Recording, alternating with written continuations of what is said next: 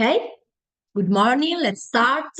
Welcome. My name is Viviana Sudati. I'm in charge of communication and marketing at Polo della Cosmesi, the Italian cosmetic cluster. Today is the day for the second part of the webinar dedicated to the Italian cosmetic market, organized in the frame of Global Cosmetic Cluster that is an association that brings together 15 international cosmetic clusters.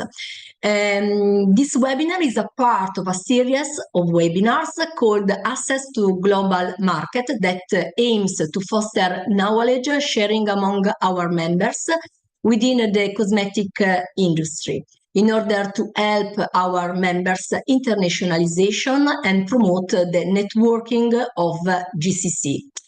Thanks to our speakers, we explore the Italian cosmetic regulatory landscape. We try to provide an overview of the country's legislation and European law, including a detailed analysis of regulations on cosmetics, packaging, ingredients, and product registration process. There will also be a focus on the legal and regulatory requirements for conducting business in Italy. Well, it's time to present you the speakers of this morning. We have with us Paolo Palombo, Managing Partner of Expertise on Field, and David Vaccarella, Manager at Rodel & Partners.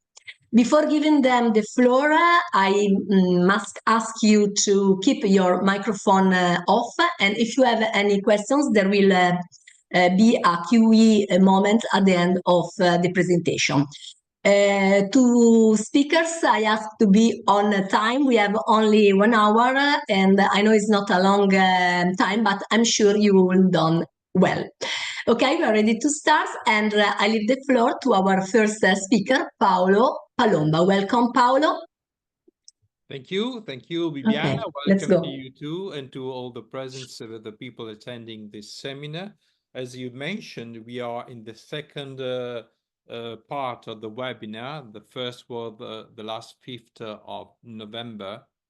And I'm just starting, and then I leave the word to David, because it's very important, the topic of the compliance to the legal issues and these aspects, just to make a sort of a wrap-up of a methodology we can apply in entering the Italian market. I want just to make this part with a short introduction and this following agenda. The second point is the Italy market entry. That is a methodology we can apply also for other international markets as approach and methodology of expertise and field, and then the conclusions. So let's start with the introduction.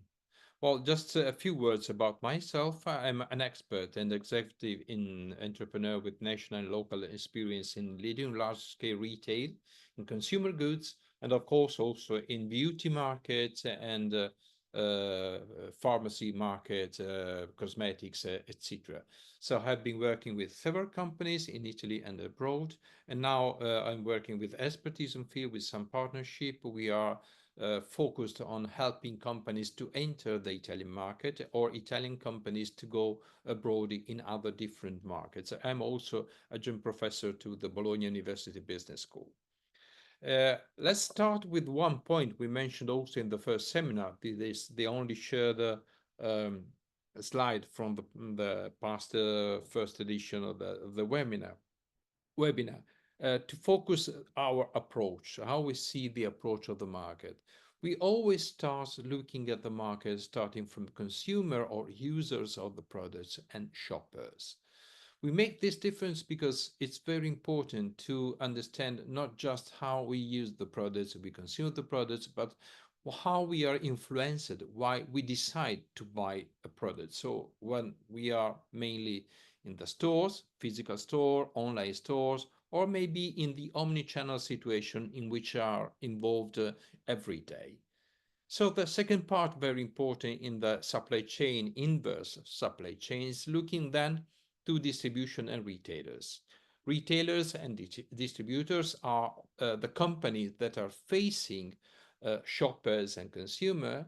They know very well their behavior, how it is going to change, and they are very, very important to fix and to define also the best way, not just to make a product, but most importantly, to sell it. And that is very, very important when we go abroad, because every environment, every country, I would say every channel in the country is a different environment we should know a bit before entering the markets. Then, of course, there are manufacturers, there are uh, suppliers of cosmetic industry. We have the supply industry made by fragrances, by packaging. Packaging is very, very important in this sector of beauty sector. And of course, raw materials and laboratories. So in our point of view, the best success we can start in a country, entering a country, in the entry Italy, is to look at this end part of the supply chain. For your success, you have to start from here. So what formats would be the process for us to take in working in this work? We help companies to enter the market profitably, and that the way we start to do this work with the clients, with a methodology that is already experimented in hundreds and hundreds of projects in Italy and all over the world. We are focused in retail and consumer goods, and particularly now we are in cosmetic and beauty products, and also some of the pharmacy channels products sold in the pharmacy. We work on international new market entry. We are all in the team with a large team in Italy and abroad, manager and consulting, but probably mostly manager, because we were focused in not just making strategies on a draft, but just to implement the strategies to get the results of entering a market, so that what is expected by all the companies. We work also with the formula of a temporary manager. We are also temporary local manager, temporary country manager, temporary export manager for the countries, and training and learning by doing in these topics. Our training is special because we do training within the stores, within the companies, while doing the project. It's not just a classroom kind of training. So in doing this work, we have a methodology that starts always from the needs and the objectives of the clients. And then we start with the briefing from the client, what they need, what they want to do. They want to enter the market. They prefer some specific channels or some specific partners to deal with. We start with the data. Data and insights are the most important local thing we have to provide, because we don't want to go with impressions, but we want to be sure that we are looking at the last and fresh data. That's the reason why we started in the last edition of the webinar with all the data and the information about the great opportunity of the Italian market. You will remember that probably is one of the most fastest growing markets in Europe about the cosmetics. Then we start to do some advisor make. We start to create a deal and contact with some partner in the world with the profile that was drafted together. Then we do some training also in preparing all the activity, and we go to reach the goals. These are our main partner in Italy. When we worked in Italy, we work with Retail Institute Italy. We are member of this organization, and we are also one of the most important providers in this kind of work in retail. We work with the Ministry of Business Development in Italy, because we are among the innovation managers appointed by the minister in Italy, with the Bologna Business School, that is one of the most important business schools, with the Ministry of Foreign Trade also, and cooperation with the Italian Trade Agency, with Invitalia, such, and of course also we are part of support of, as our client, we have the British Foreign Commonwealth and Development Office, especially for cosmetics and for beauty products. So let's see now how we can go in this okay, vediamo qui, in this Italy market entry project and the expertise and field methodology, how we approach for that. I go directly to the wall picture because in this picture you see how we start in creating a sort of mixed team of people. The team is composed, of course, by the client, the owners of the products, that are interested to enter the market. Then we provide a liaising partner, that is the partner that should do a very immersive knowledge of the products, of the strategy, of the value of the client, so to be sure that he will be consistent in delivering the support in the country with the original approach of the company. Then we have executing partners that are in target with the country, so they know the language, they know the culture, they know the business and the information of that channels in the country. And we involve also some industry specialists in the team for very, very special products that requires some specific knowledge. So it's a very simple team, but very, very important. That is a way to get continuity, to ease the work as a unique team with good understanding of the business. So the steps we start to do is to go through the strategy with the client. Then we want to reinforce the strategy with the local market research, so providing data, information, and insights from our contacts in the business and in the company, in the industry. We start to do the partner selection depending on the kind of partner the company is looking for. We do the planning and the agreement, the contacts and the meetings with this company, and then we establish a sort of presence. These are the main phases we're going to plan with the client. In our view, the market entry process start to consider the environment of the country, the market verification check, the regulatory also in research and localization. For this, we will listen to David in a few minutes. Then we have, in case we want the company wants to work with local channel partners, we can have also the involvement of a company profiling.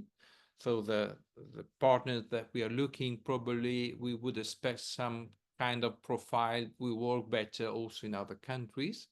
The partners can be channel partner search, also negotiation and contracting with these partners. Then we do the distribution management and benchmarking with competitors and the competitiveness of our products in marketing aspects. Then we have the online presence advertising we can provide, and of course we can give also direct sales support to the presence in the country. One of the first steps we have to decide is to understand that in this map we can see the potential ways of entering the market. We have two axes. The vertical axis is the part of the control.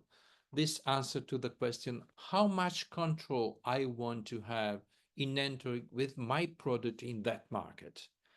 I want to know where the product is sold, at what price, at what condition, with which are the main competitors, strong or limited control.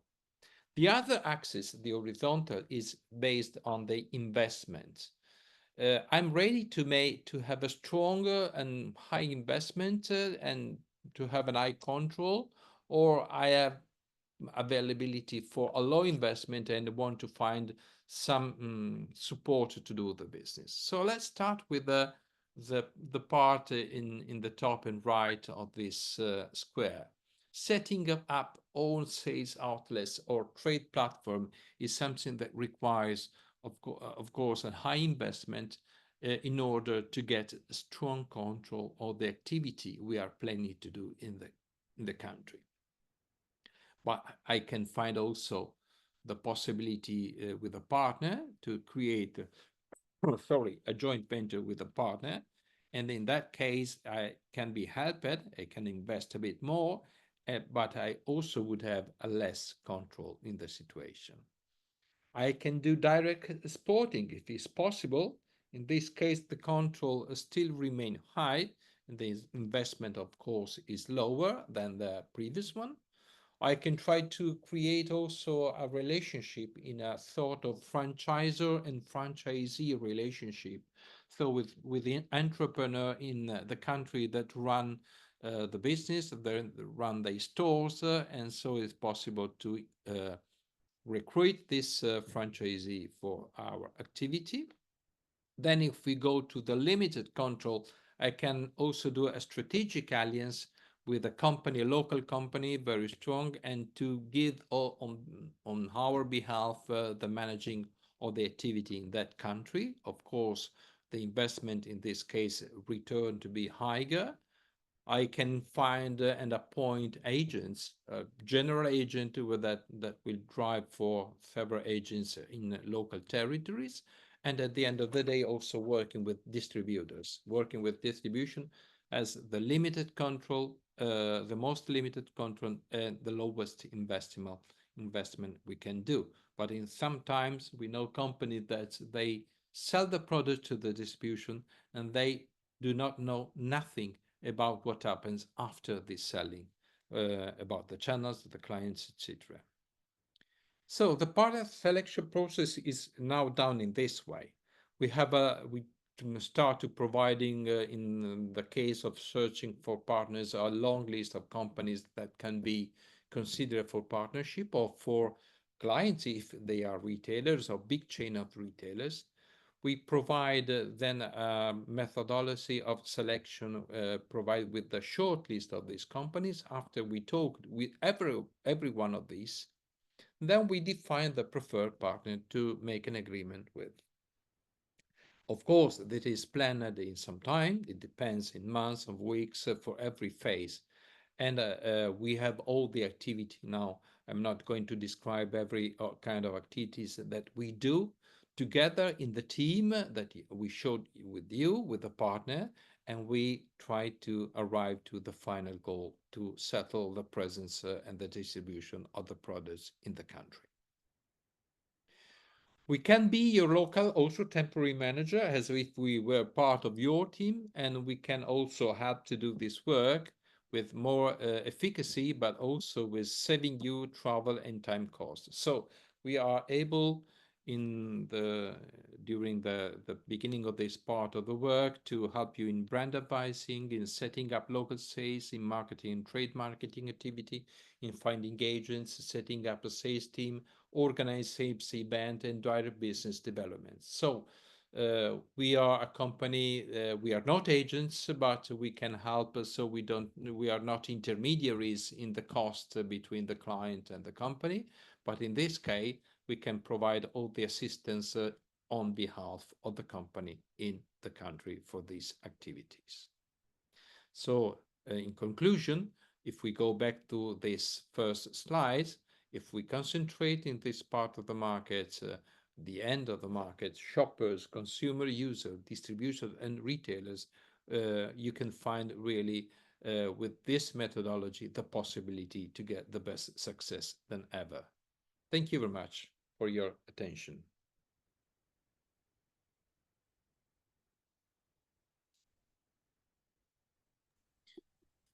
Thank you, Paolo. Can you hear me? Yes. Yes. Okay. Yes, David. Okay. I'm gonna share my screen then.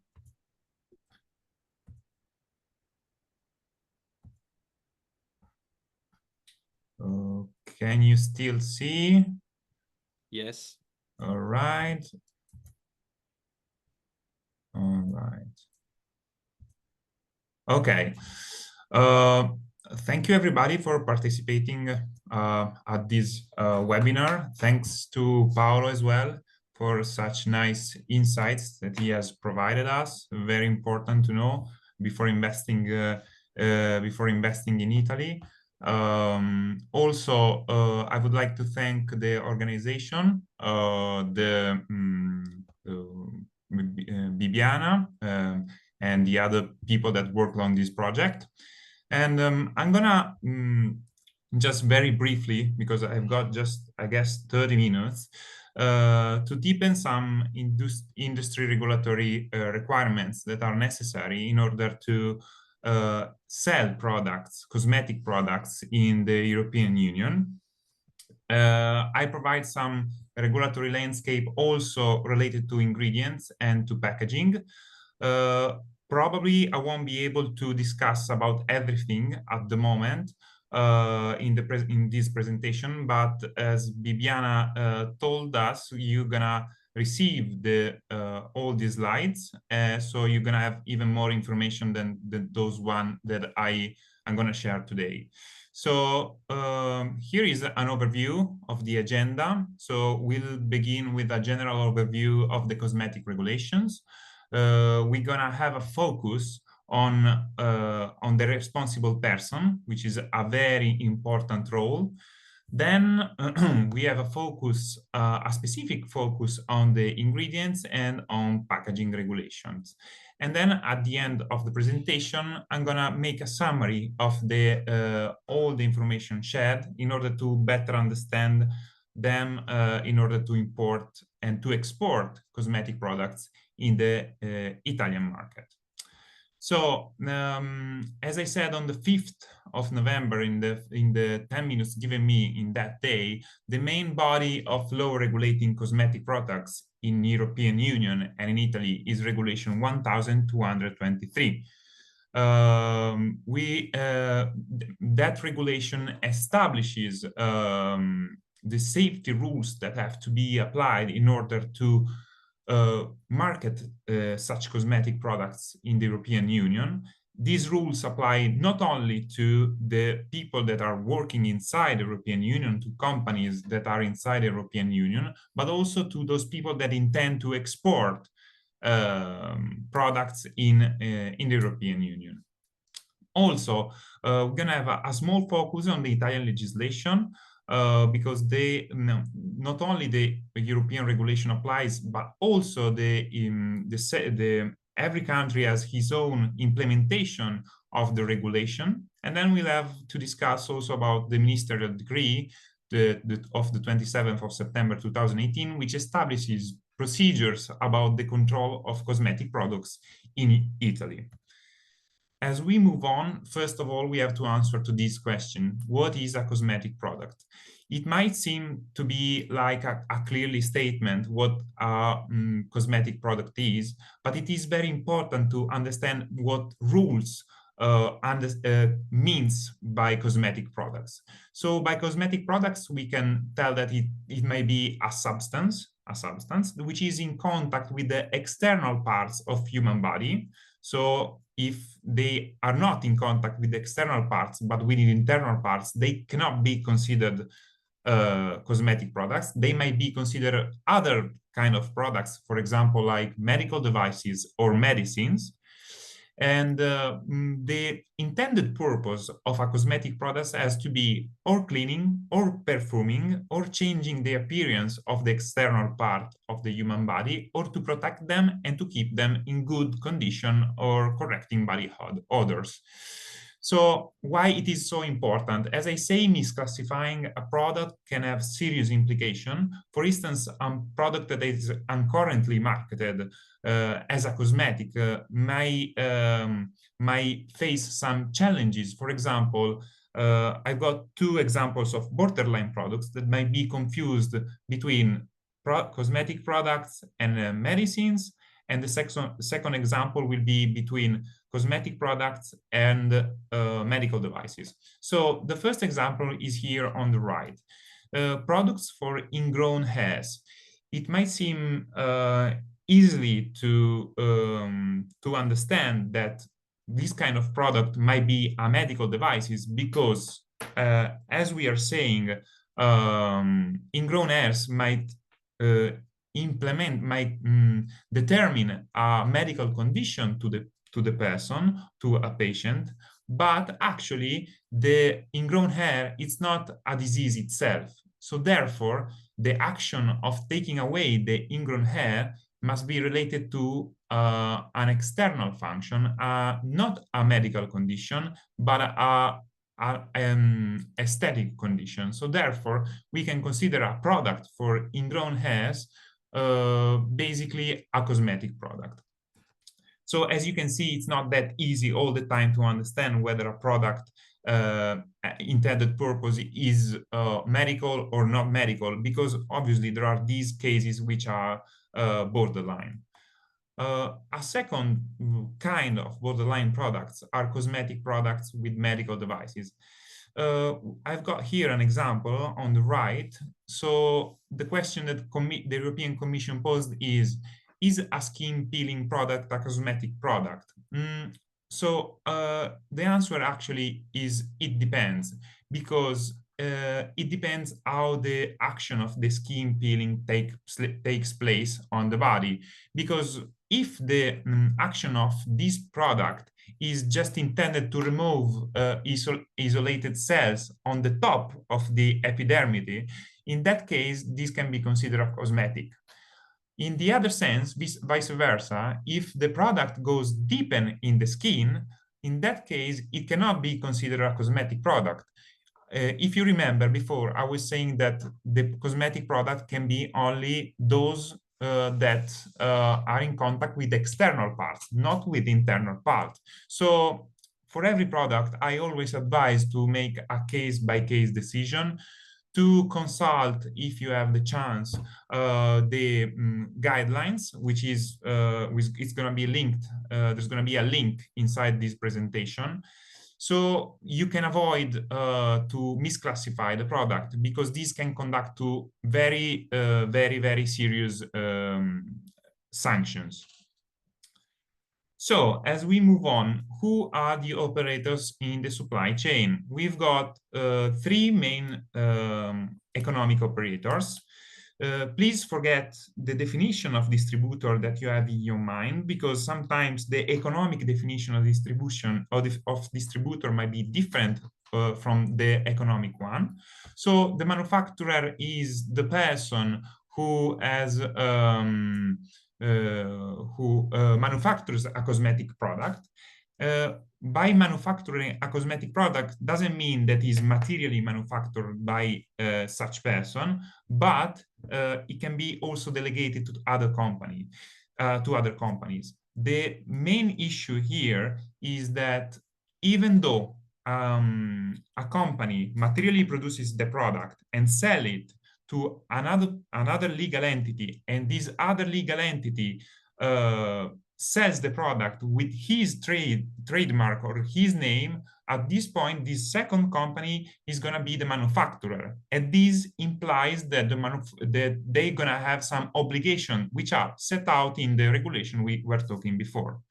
Then we've got the importer. Also, we have to be very cautious when we talk about importer, because the importer is the legal entity or the legal person which is established within the community. So if you are an extra EU company and you intend to sell the products in the community, at that point you are not considered an importer. The importer is going to be the partner who is actually buying those products from you. Those products that are basically coming from a third country. The distributor is also the person which is the legal or natural person which is in the supply chain, but it is also inside the European Union, and makes them available furtherly in the supply chain. So the supply chain can be made like this. So the extra EU manufacturer sells the product to someone which is within the community. This person is going to be the importer. This importer might sell to other legal entities, which is going to be classified as distributors. So now we're going to have a small focus on the responsible person. Responsible person is not considered an economic operator, but is the most important figure for the cosmetic product regulation. So why it is that important, the responsible person? Because only cosmetic products for which a legal or natural person is designated within the community as responsible person shall be placed on the market. So if you don't have a responsible person within the community, you cannot sell the products. Why is it so important? It is so important because of here, the responsible person shall ensure compliance to with the relevant regulation set out in this regulation. So, but who is the responsible person? So when the manufacturer is established within the community, there is a presumption which, for which the manufacturer would be also the responsible person. Sometimes it happens that the manufacturer might designate someone else as a responsible person, and this is valid. This is a thing that many manufacturers do. The important thing is that this designation has to be with a written mandate, and the written mandate has to be accepted in writing by such person. So there is also a case that the distributor becomes the responsible person. This is the case when a cosmetic product has been modified by someone else in the supply chain. Of course, this is very important also for manufacturers outside EU, because you are selling one kind of product and then someone else in the supply chain that you are not controlling of might modify that product. But then at that point, you are still responsible for that product because you are the manufacturer. So what does the law do?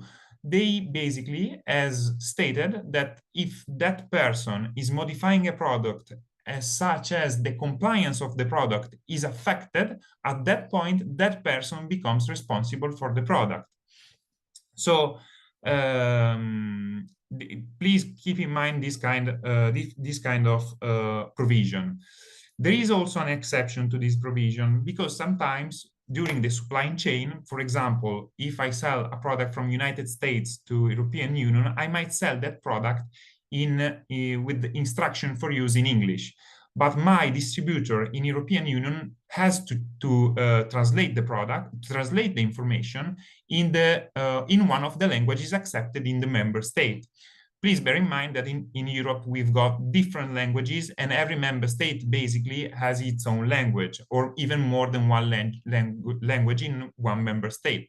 So the legislator has thought about this, and they have considered that the translation of information related to a cosmetic products are not considered as a modification of the product, which makes the compliance to the requirements affected. So basically, a distributor can change the language, can translate the packaging without becoming responsible for that product. Of course, the translation have to be verified, has to be correctly done, because otherwise the product wouldn't be compliant anymore. So what are now the obligation of the responsible person? We can summarize his obligation under three main topics. The first one is the corrective actions that the responsible person has to take, whether when it is necessary or when he considers that the product or has reason to believe that the product is not compliant with the regulation. So, for example, I sell a cosmetic product and I can see that the labeling is not correct or is not even present, or there is any mistake on the labeling. The responsible person has to take corrective actions in order to end the non-conformity, for example, by applying a new label, or otherwise there are other corrective actions such as the withdrawal or the recall of the products which are considered not in compliant with the regulation. Please remember that it is always the responsible person to be obligated to be compliant, to ensure compliance of the product. So they would go before the court in case something happens. The second The second obligation of the responsible person is toward competent authorities. So in case the cosmetic product presents a risk to human health, hopefully never, but it sometimes happens, so the responsible person has to contact, actually shall contact immediately the competent authority of the all member states in which the product have been sold. The third actually obligation is connected to the second one. So if something happens, such as in this case, there is a risk posed by the cosmetic product, the responsible person has to cooperate with such competent authority in order to end this non-conformity or to end the damages that this non-conformity might have provided. So as we move on, very quickly, the regulation is based on three main pillars. So the safety, the labeling and advertising, so basically the claims, and the responsible person, which we talked about just now. So talking about safety, there is a general provision under Article 3, which states that only safe cosmetic products can be placed on the market. There are some exceptions. For example, substances that are classified as carcinogenic, mutagenic, or toxic for reproduction cannot be generally sold. Actually, there has to be, as I say, a scientific committee which might allow the sale of some substances only under certain conditions, but mostly these kind of products cannot be sold. Also, we move on to labeling and advertising. Sorry, okay. So as I was saying, claims are very important, not only because of they have to be compliant with some rules that we're gonna see very quickly in a while, but also because claims are important to understand and to classify the product as a cosmetic product. Because if I claim something like this product can fix a medical condition, at that moment, in that moment, I'm saying that this product has medical intended use. And this can be considered by the competent authority as a misclassification, because maybe the cosmetic product does not have any medical intended use. So we already talked about the responsible person and how it is important for the supply chain, for the cooperation with the competent authority. And now we move on with the controls that the Italian competent authorities might do. So firstly, the Italian competent authority for monitoring and intervening in cosmetic products supply chain is the Italian Ministry of Health, which has different divisions inside, but generally speaking, they are the responsible authority all over Italy. So there are established also in this ministerial decree how these controls are carried out and how the activity, a new production activity has to be carried out when we are talking about a manufacturer established inside Italy. As we move on, we're gonna see the sanctions. So here we have some sanctions related to the violation of the regulation 1223. So first of all, we have I have to admit that there are even some criminal charges for violation of the general safety provisions, which is very strange for a product regulation. Although we have to consider that the regulation has already 15. It's already 15 years old. As far as I know, the regulation is planned to be modified in the next future, and hopefully this kind of sanction won't exist anymore. They're gonna be always like fine sanctions, so administrative sanctions. Another example is Article 10 under legislative decree, so which states that whomever manufactures cosmetic products containing a prohibited substances listed in Annex 2 shall be punished with imprisonment from 6 months to 2 years and with a fine from 2,000 to 15,000 euros. So as I said before, hopefully in the next future, this kind of sanction won't exist anymore. So, as I was saying, I was talking about the importance of claims. Article 20 is the mother of all regulations related to claims. For claim, we intend all text, name, trademark, even pictures or figuratives that may appear on the cosmetic products. For example, if I have a picture of a tree on my cosmetic products, that can be considered a claim. So we have to consider the whole packaging, the whole labeling, in order to understand if the product is compliant or not under such regulation. In order to, the regulation Article 20 actually establishes that generally cosmetic products cannot claim that they have characteristics or functions which they do not possess.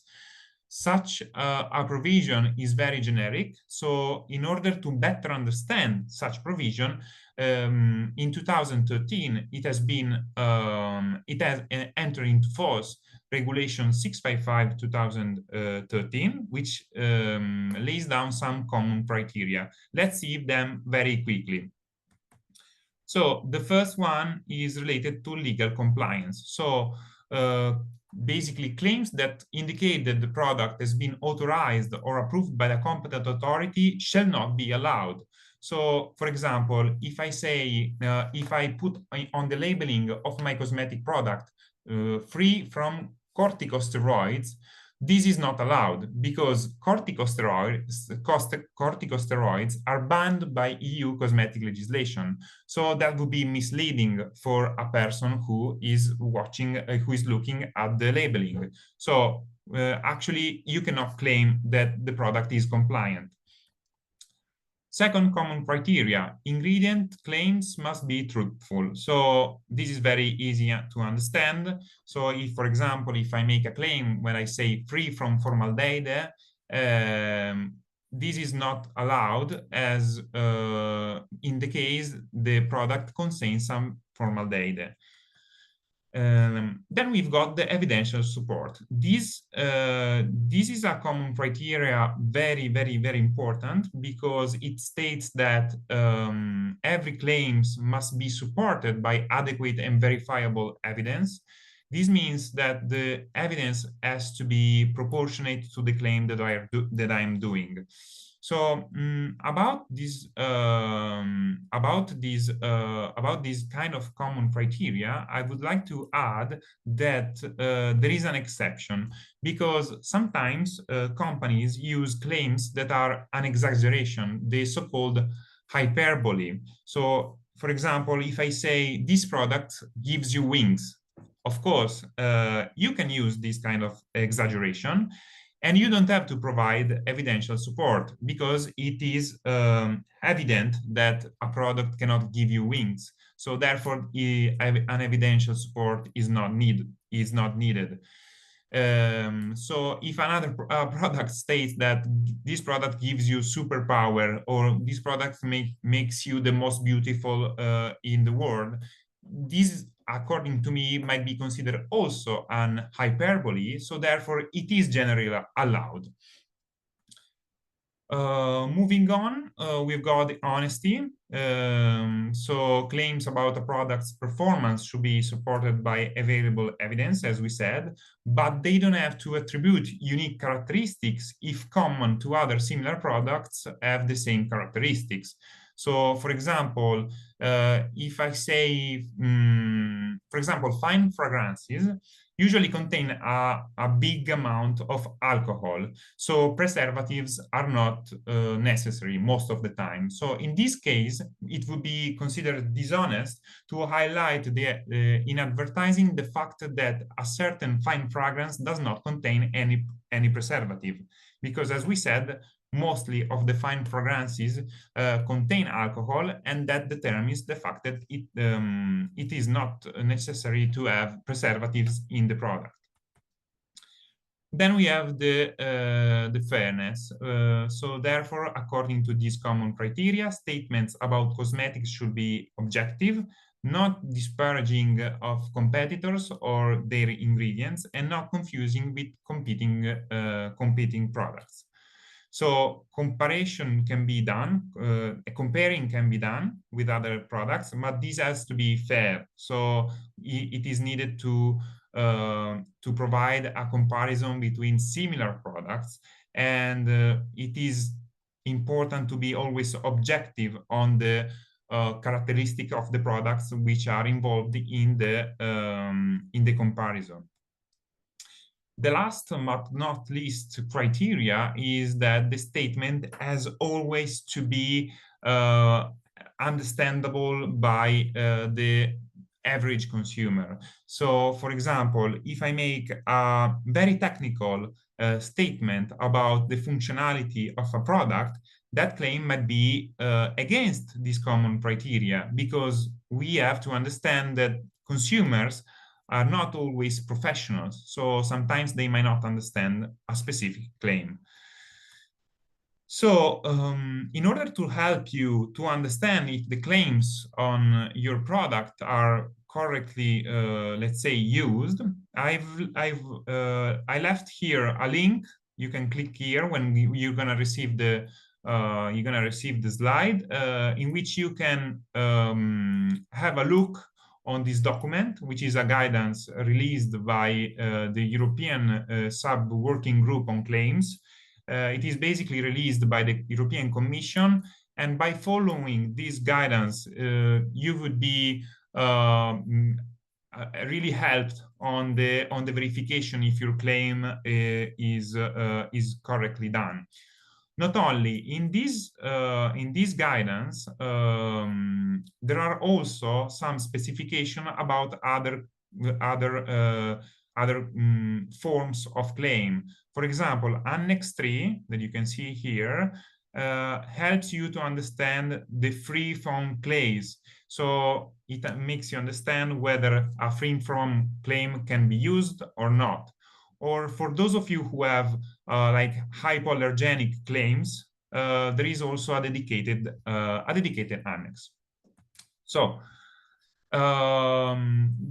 now, just the last step before placing the product on the market is the notification through the cosmetic product notification portals, also known as CPMP.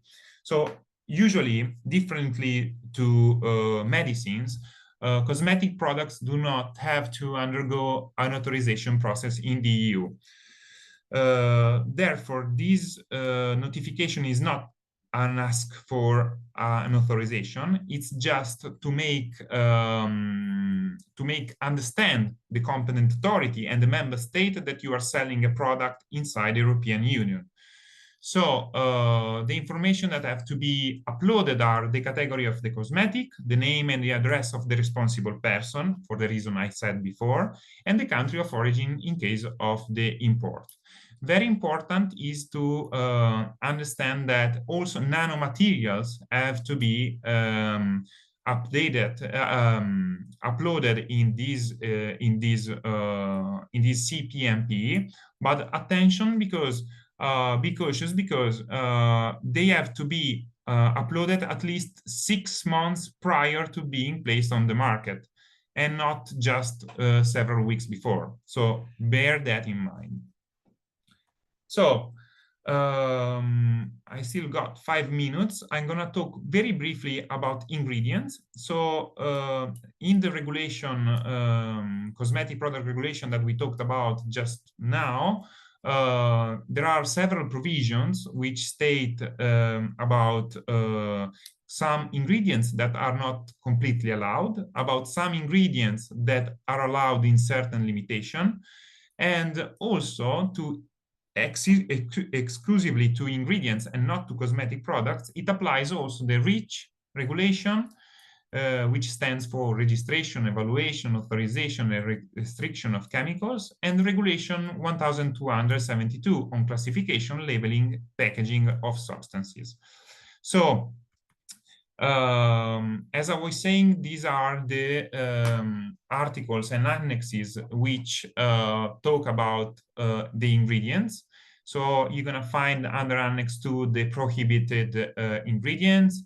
You're going to find under Annex 4 the list of colorants allowed in cosmetic products.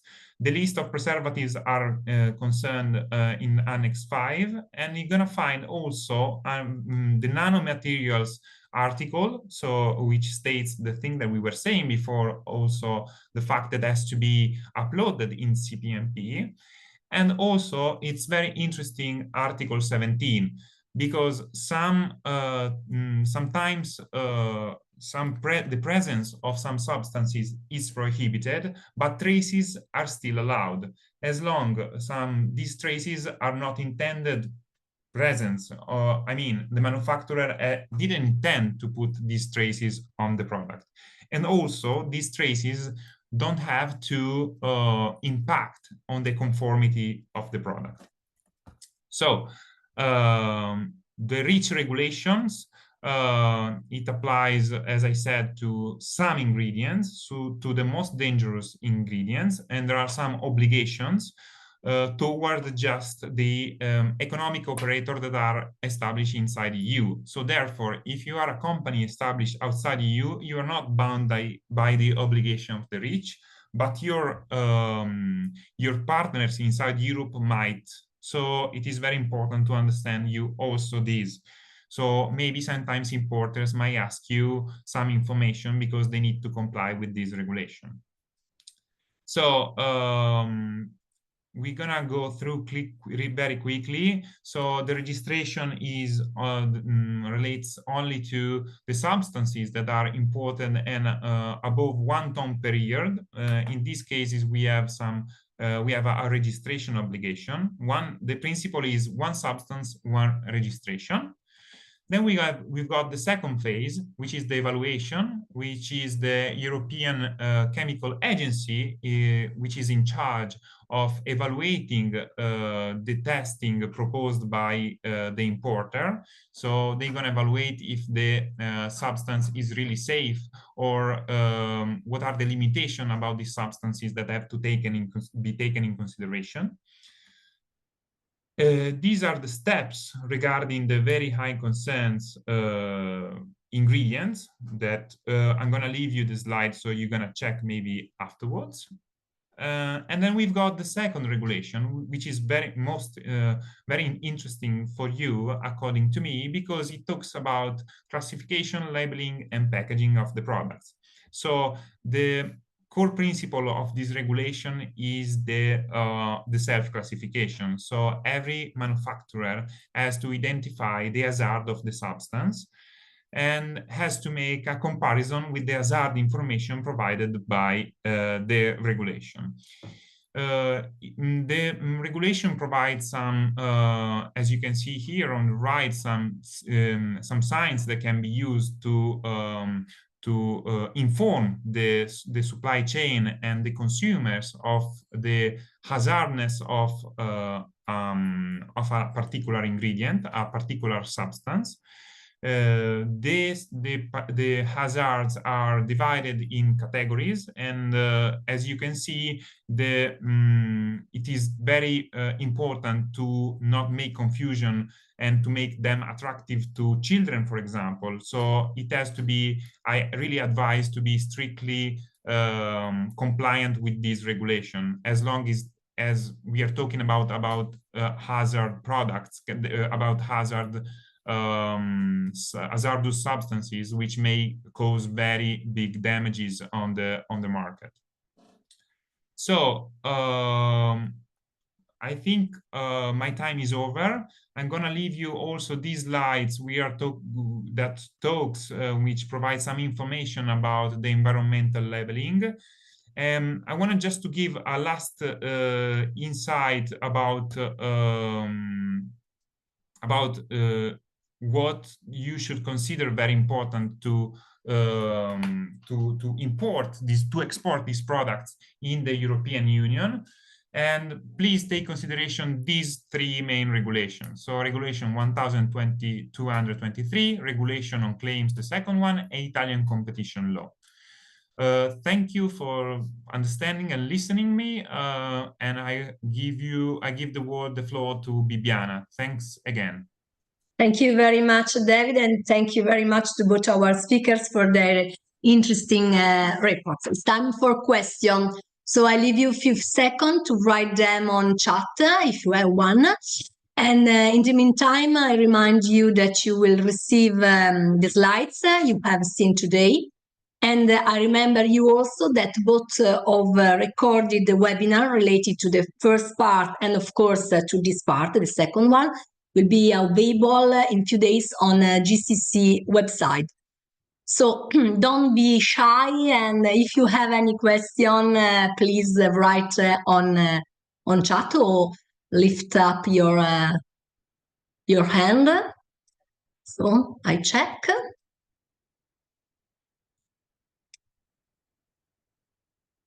Okay. No, I think our speakers are very clear to. Oh, hi, Lucuspa. Do you have any questions for our speakers? We don't hear you. Oh, very clear. Hello, hello. Thank you. Everything is clear?